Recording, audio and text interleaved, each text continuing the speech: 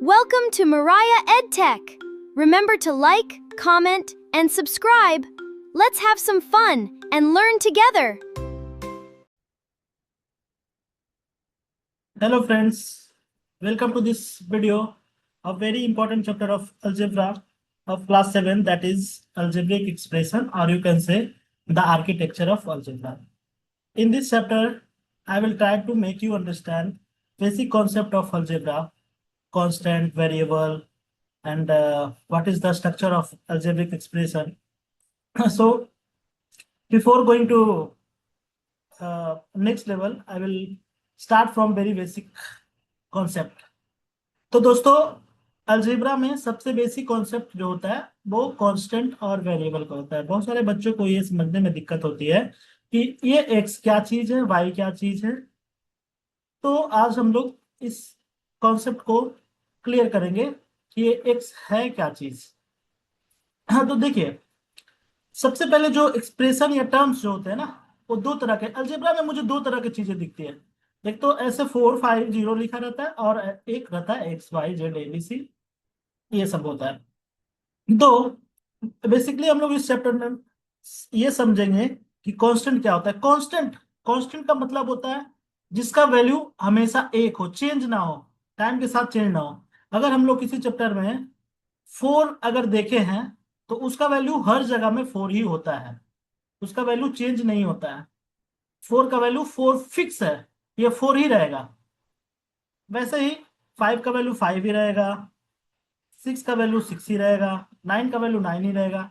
लेकिन इसके अलग वेरिएबल में क्या होता है कि इसमें जेड, एक्स, वाई, ये सब चीजों का वैल्यू जो होता है वो हमेशा चेंज होते रहता है। कहीं पे हम कोई सम्स में देखते हैं कि एक्स का मेरा वैल्यू आ गया है, एक्स का वैल्यू आ गया है 5, ओके। तो कहीं पे देखते हैं कि एक्स का वैल्यू 6 आ गया, कहीं पे एक्स का वैल्यू 0 है, तो कहीं एक्स का वैल्यू 9 है। तो हम लोग को घबराना नहीं है, हम लोग को बस ये चीज समझना है कि ये 4 जो है हमेशा 4 रहता है, और एक्स जो होता है, एक्स का वैल्यू टाइम के साथ ये चेंज होते रहता है। तो कांस्टेंट मतलब जिसका वैल्यू चेंज कभी ना हो, और वेरिएबल मतलब जिसका वैल्यू चेंज हो, बस। और कुछ भी नहीं है, एक्स का मतलब सिर्फ एक्स ही होता है। एक्स जिसका वैल्यू हर जगह पे चेंज हो सकता है, दैट इज बस variable. That means a symbol which has fix numerical value is called constant, and a quantity assigned different value is called variable. That simple. अब हम लोग नेक्स्ट देखते हैं आगे। आगे हम लोग का क्या है, next numerical constant. Numerical coefficient क्या होता है? तो न्यूमेरिकल कोफिशिएंट जो होता है वो, इसमें देखिए, पहले पहले इस टर्म्स को देखिए। ये जो लिखा हुआ है, ये जो लिखा हुआ है -8xy, क्या टर्म्स लिखा हुआ है? -8xy। इसमें हम लोग बहुत सारी चीज देख रहे हैं। इसमें दो वेरिएबल है और एक कांस्टेंट है। ये कांस्टेंट सिर्फ 8 नहीं है, ये कांस्टेंट है -8। बिकॉज अगर हम लोग कोई भी नंबर में अगर कोई साइन लगा होता है तो वो उसे दिखाना जरूरी होता है। इसको हम लोग बोलते हैं साइन, जो माइनस का है। अच्छा, ये जो पूरा टर्म्स है, ये पूरा एक टर्म्स इसको हम लोग बोलेंगे, ठीक है। एक अलजेब्रिक टर्म्स है और इसमें दो वेरिएबल है और एक कांस्टेंट है। ये हम लोग इसको इसको लिटरल्स भी बोलते हैं, क्योंकि ये जो है वेरिएबल है, इसलिए इसको लिटरल्स भी बोलेंगे। तो देखिए, कोफिशिएंट जो वर्ड है, कोफिशिएंट वर्ड अकेला कुछ कोफिशिएंट बोल के नहीं होता है। हम लोग जब भी कोफिशिएंट हम लोग बताते हैं तो किसी एक और चीज होता है जो किसका कोफिशिएंट है। जैसे इसमें हम लोग ये नहीं बोल सकते इसमें कोफिशिएंट कौन है, ये क्वेश्चन ही रॉन्ग है। कोफिशिएंट बोलने का मतलब है कि एक्स वाई का कोफिशिएंट क्या है। तो दोस्तों देखिए, ये जो एक्स वाई है ये क्या है? लिटरल्स है।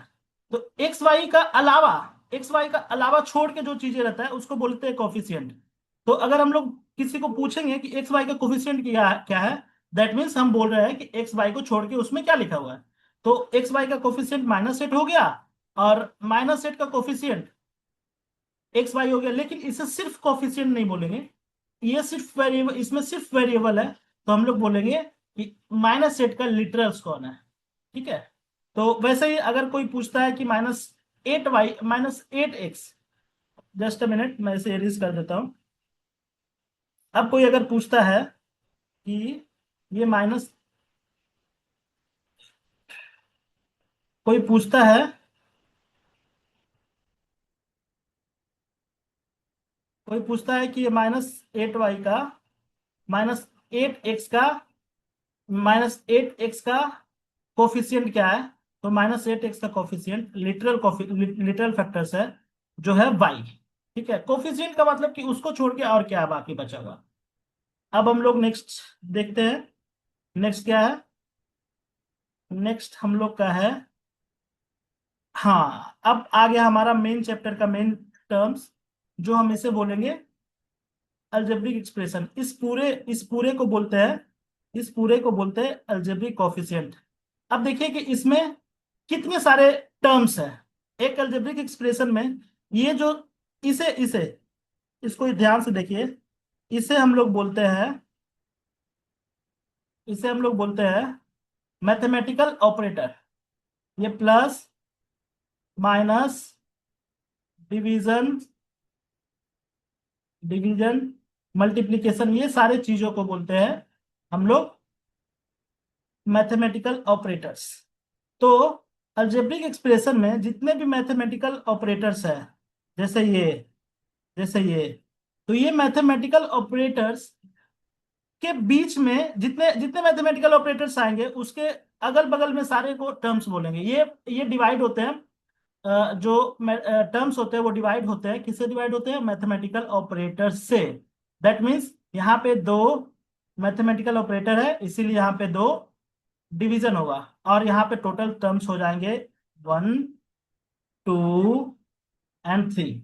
दैट मीन्स यहाँ पे कितने टर्म्स है, 5x² एक टर्म्स हुआ, -2x एक टर्म्स हुआ, एंड 4 3 टर्म तीसरा टर्म्स हुआ। अब देखिए यहाँ पे इसमें कोई भी वेरिएबल इसके साथ नहीं है, तो इसे हम लोग क्या बोलेंगे, अगर उसके साथ कोई भी वेरिएबल नहीं रहता है तो उसे हम लोग बोलते हैं कांस्टेंट टर्म्स। इसे हम लोग बोलेंगे कांस्टेंट टर्म्स, क्योंकि इसमें कोई भी वेरिएबल नहीं। और ये सबको क्या बोलेंगे, ये सबको वेरिएबल वाले टर्म्स बोलेंगे। ओके, अब देखिए, अब इसे ध्यान से देखिए 5x² वाले टर्म्स को। ये देखिए क्या क्या चीज से मिलकर बना हुआ है। इसमें एक 5 है जो कांस्टेंट है, और x² है, मीन्स x दो बार है। यहाँ पे क्या है, x और x² means x into x. तो इसका फैक्टर कितने हो गए, इसे बोलते हैं फैक्टर। ये हुआ फैक्टर। तो इसके फैक्टर कितने हो गए, इसके फैक्टर हो गए 3। एक्स एक एक्स है और दो, सॉरी 2x है और एक 5 है। इसमें कितने फैक्टर्स हो गए, दो, एक 2 और एक x। ओके, अब हम लोग नेक्स्ट पार्ट में आते हैं। नेक्स्ट पार्ट में क्या है, नेक्स्ट पेज में अब मेरा है, just a minute guys, let me erase this all these things। अब आ गया हम लोग का एक बहुत इंपॉर्टेंट डिवीजन है, जिसको हम लोग बोलते हैं कि नंबर्स ऑफ टर्म्स के आधार पे, नंबर ऑफ टर्म्स का बेसिस पे हम लोग अलजेब्रिक एक्सप्रेशन को कैसे कैसे डिवाइड कर सकते हैं। तो on the basis of number of terms in algebraic expression we can divide it into 5 parts. देखिए आपको नाम से ही पता चल रहा होगा, इसमें जो इसका नाम है, मोनोनोमियल, बायोनोमियल, ट्राइनोमियल, क्वाड्रिनोमियल, क्वाड्रिनो क्वाड्रिनोमियल, पॉलिनोमियल। तो ये सारे नाम ही बताता है कि ये क्या होगा। मोनोनोमियल, मोनो का मतलब होता है 1, बाई का मतलब होता है 2, ट्राई का मतलब होता है 3, क्वाड्री का मतलब होता है 4, और पोली का मतलब होता है 2+, मतलब 2 से ज्यादा। तो अगर किसी टर्म्स में, अगर किसी एक्सप्रेशन में एक ही टर्म है, ठीक है, देखिए चीजों को अगर इस तरीके से हम लोग पढ़ेंगे ना तो याद करने की जरूरत नहीं होगी। मोनो मीन्स 1, जिस टर्म्स में, जिस एक्सप्रेशन में सिर्फ एक ही टर्म्स होंगे उसे मोनोनोमियल बोलेंगे। बाइनोमियल, जिसमें दो टर्म्स होंगे, यहाँ पे दो टर्म्स है, तो जिसमें 2 टर्म्स होंगे उसे बाइनोमियल बोलेंगे, जिसमें 3 टर्म्स रहते हैं उन्हें ट्राइनोमियल बोलेंगे, जिसमें 4 रहेंगे उसे क्वाड्रिनोमियल, और जिसमें 2 से ज्यादा रहेगा उसको हम लोग पोलिनोमियल बोल सकते हैं। तो पोलिनोमियल इसको भी बोल सकते हैं, इसको भी बोल सकते हैं, इसको भी बोल सकते हैं। 2 से ज्यादा होने से ही हम लोग पोलिनोमियल बोल सकते हैं। ओके, तो ये आई होप कि ये आपको कॉन्सेप्ट बहुत अच्छे से समझ में आ गया होगा, क्योंकि इसमें कोई लॉजिक ज़्यादा है नहीं, बस ये समझना है कि उसका नाम जो लिखा हुआ है उसी में उसका जो उसका नाम है उसी में सब कुछ छिपा हुआ चीज़ें चीज़ें छिपी हुई है। तो अब हम लोग नेक्स्ट नेक्स्ट पार्ट पे आएंगे, वो है लाइक टर्म्स और अनलाइक टर्म्स क्या होता है। बहुत इंपॉर्टेंट कॉन्सेप्ट है कि लाइक टर्म्स और अनलाइक टर्म्स क्या होता है। तो लाइक और अनलाइक को बस आप ऐसे याद रख सकते हैं कि लाइक मतलब क्या होता है, लाइक मतलब होता है सेम। ओके, लाइक करना मतलब किसी दो लोगों का विचार जब जब व्यवहार या फिर आपका माइंडसेट जब सेम होता है तो दोनों लाइक करते हैं। अनलाइक मतलब होता है कि दोनों का मतलब बिहेवियर या फिर दोनों का मतलब माइंडसेट मैच नहीं कर रहा है। उसी तरीके से जब जब अल्जेब्रिक एक्सप्रेशन का जब अल्जेब्रिक एक्सप्रेशन का कोफिशिएंट सेम हो, आप लोग इसमें देख रहे होंगे कि ये दोनों का क्या है, कोफिशिएंट सेम है। इन दोनों का कोफिशिएंट क्या है, सेम है। तो ये हो गया लाइक टर्म्स। मतलब जब कोफिशिएंट सेम होगा तो वो लाइक टर्म्स कहलाएंगे, और जब कोफिशिएंट डिफरेंट होगा, इसमें देखिए वाई जेड है और इसमें माइनस वाई जेड स्क्वायर है, इसमें जेड एक जेड है एक वाई है, इसमें एक वाई है और 2 जेड है। तो इन दोनों का क्या है, इन दोनों का कोफिशिएंट अलग अलग है, इसीलिए हम लोग इसीलिए अनलाइक है।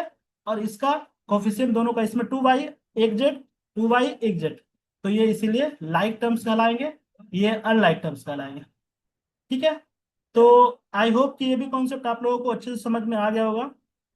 वीडियो को ज़्यादा बड़ा नहीं रखेंगे क्योंकि थोड़ा बड़ा वीडियो बोरिंग लगता है और बच्चों को थोड़ा समझने में दिक्कत होता है। तो हम लोग नेक्स्ट जो है एडिशन और सब्सट्रैक्शन और बाकी की चीजें जो है नेक्स्ट क्लास में करेंगे।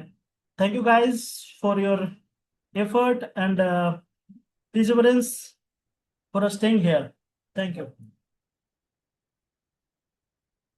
Thank you so much for watching. Don't forget to like, comment, and subscribe before you go. We can't wait to see you in our next video. Bye for now!